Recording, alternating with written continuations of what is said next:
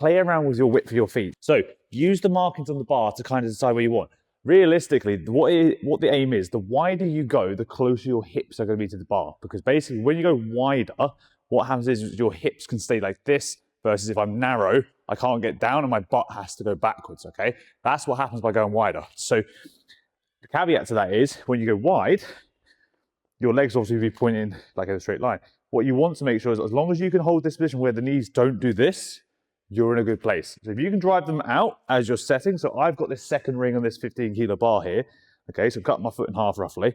My aim here is not to send the hips backwards at all, or as little as possible. It is actually just push my knees out the ways, that way, so my hips stay close to the bar, okay? So from there, I'm gonna drive my knees outwards, down, and I'm there, okay? Very big stretch from the inside of here, all right? And that will take me up to there. Okay.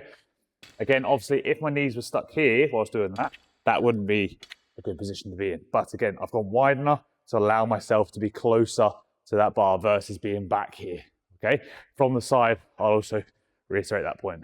So just from the side again, you won't be able to see my feet necessarily, but what I'm going to show you is this is like the foot, like innards, right? So the inwards part. This is like where I'm quite narrow.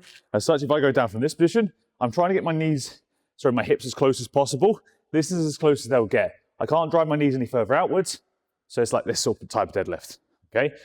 By going a slight bit wider, this is not as wide as I went, okay? So now I've got a bit more space to push my knees outwards. I'm a little bit closer, more upright, like so. And then one more time, go to the width I showed you from the front. So again, that'll be that second out ring for me. Drive those knees outwards.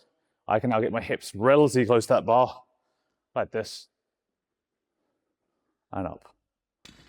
Okay, so hopefully you see kind of the impact of playing around with your foot position.